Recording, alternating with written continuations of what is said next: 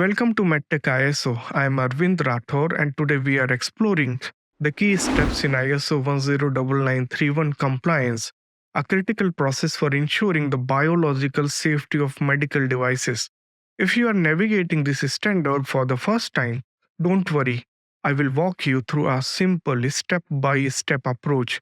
By the end of this video, you will have a solid understanding of what is required to achieve compliance from testing to documentation. Let us dive in. The journey of ISO 109931 compliance starts with understanding the intended use of your medical device. This is foundational because the type and duration of the device's contact with the human body dictate the level of biological evaluation required. Devices that briefly touch the skin, like adhesive bandages, will have very different requirements compared to implants that stay in the body for years. Take the time to map out the device's application and uses scenarios, as this will influence every step that follows. The next step is materials characterization, which forms the backbone of ISO 109931 compliance. At this stage, you will need to thoroughly analyze the materials used in your device. This means understanding their chemical composition, any additives or byproducts from manufacturing, and how they behave in a biological environment. Why is this important? Because even well-known materials can interact differently when exposed to bodily fluids or tissues. Material characterization helps predict these interactions and determine whether your device could pose a risk like toxicity or the irritation. Once you have characterized your material, it is time to focus on biological testing.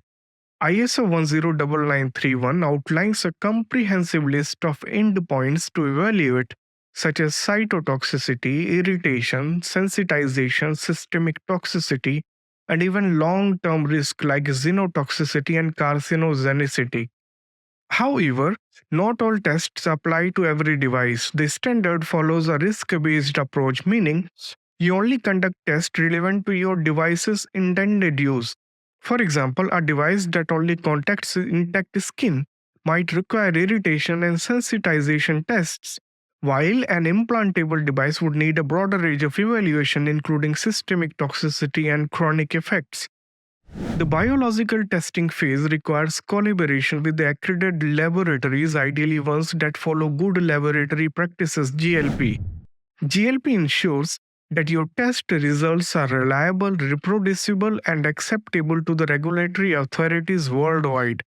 Make sure to select a lab with expertise in ISO 10993 testing to ensure the process runs smoothly. During this phase, it is also critical to keep detailed records of your testing procedures and results. This documentation will be essential later while compiling your final reports. After completing the biological testing, the next step is the risk assessment. This involves analyzing the test results to identify any potential hazards associated with your device. For instance, if cytotoxicity tests show a mild reaction, you will need to determine whether this is significant in the context of the device's application. If any risks are identified, you will need to implement measures to reduce them. This might involve selecting alternative material, refining your manufacturing process, or modifying the device's design. Remember, risk management is an ongoing process. It is about continuously improving the safety of your product. The final and the perhaps most critical step is the documentation. This culminates the creation of a biological evaluation report (BER). The BER is a comprehensive document that brings together all your findings, including material characterization data, biological testing results, and the risk assessments. The regulatory bodies like the FDA or EU MDR will closely examine this report during their review process. A well-structured BER doesn't just support regulatory approval, it also demonstrates your company's commitment to patient safety and product quality. Be sure to include clear justifications for your testing choices and highlight any measures taken to address identified risk.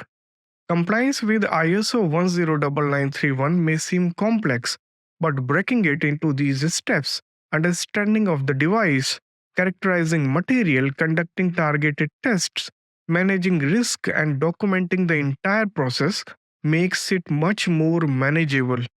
It is important to approach compliance as a systemic journey rather than a one time task.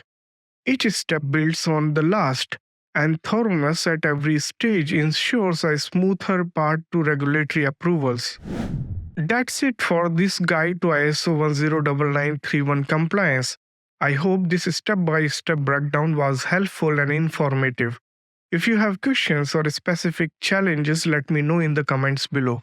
Don't forget to subscribe to MedTechISO for more detailed insight into ISO standards and compliance strategies. Thanks for watching, and I will see you in the next video.